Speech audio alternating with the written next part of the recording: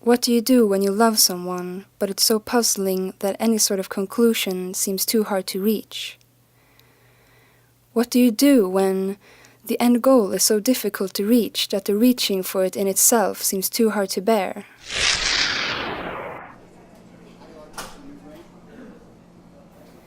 Yesterday, I visited the coffee shop I usually frequent.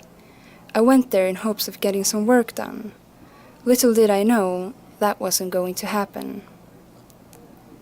He was so lovely.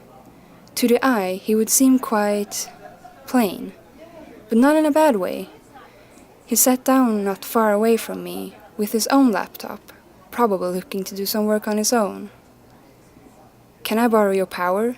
he asked. At first I didn't understand what he meant, and I must have appeared quite silly to him.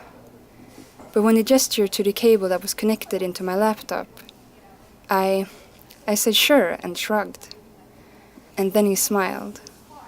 He smiled a warm smile, almost as warm as he looked in his thick cardigan. Without warning, he moved to the seat right beside me, and oddly enough, he just unplugged the cable and put it in his own. My mind went, how rude, but my mouth only turned up at the corners into a soft, shy smile. And I'm not even shy, believe you me. Or maybe I am, in certain situations. "Thanks," he said and plugged it into his own laptop, sighing contentedly when the screen shone up brighter. His scent was so deep. Now, don't get me wrong, smoking is bad, it's horrible really, but it was a different kind of smoke scent. Something deep, something musky, but in a good way. I leaned back a bit in the soft armchair, sipping my chai tea. I looked at the screen of my laptop, sighing softly. "Numbers, huh? You must be smart then," he said, and I froze. I blushed and glanced over at him, shrugging. "Not really," I answered.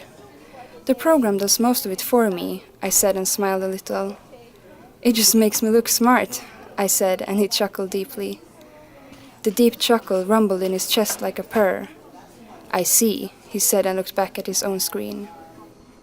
I went back to my tea, cradling it in my hands, feeling the warmth seep through my fingerless mittens. "How would you describe snow?" he said suddenly, and I frowned. "Snow?" I asked, tilting my head. He nodded, sipping what it looked like, a latte. Apparently the nod was a cue for me to continue, so I did. "Frozen water?" I said, and heard how dumb it sounded. He laughed. "Says someone who handles numbers all day," he chimed back. "No. If you use your imagination, how would you describe it?" he then asked me again. I frowned and thought about it for a moment, looking down into my tea. "Something magical and fragile. Something that disappears far too easily," I told him and looked over at him. He had put down his coffee by then and looked at me softly. "Good," he said and smiled. He looked back at his screen, and I felt tempted to glance at it to see what he was doing. I have manners, of course. I wouldn't glance at somebody else's work. And also, I couldn't quite do it without really looking, since he had his laptop turned away a bit. He suddenly closed his laptop and pulled out my cord, throwing on his coat. "See you around, miss," he said and nodded before leaving the shop as quickly as he came.